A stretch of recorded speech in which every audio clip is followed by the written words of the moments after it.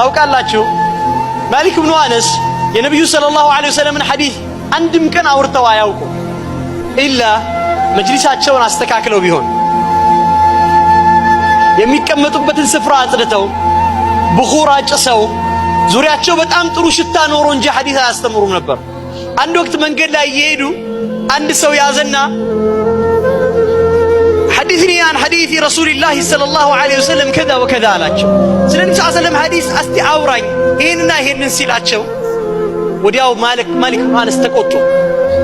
20 ግርፋት ገረፉታል። አብሮት የነበሩ ባልደረባዎች እንዴት እንገርፈዋለን? ወ ቃዲል በልዳ የሀገሩ እኮ ዳኛ ነው አሏቸው። አሐቁ መን ይؤدب እኔ አሐቁ መን ይؤدب መጀመሪያ መገረፍ ያለበት እንዲያውም እሱ ነው ቃዲ ከመሆኑ በፊት 40 አድርጉታል።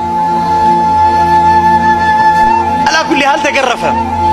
መጅሊሳቸው ሲመለሱ ወዲያውኑ አያቸውና አስጠሩልኝ ያንን ሰው አለ። አሁን 40 ሐዲስ እነግርሃለሁ አላቸው። በእያንዳንዱ ግርፋት እንደማ ከነበረ 100 ገርፈኝ ቢሆን 100 ሐዲስ ይቀበልህ ነበር አላቸው።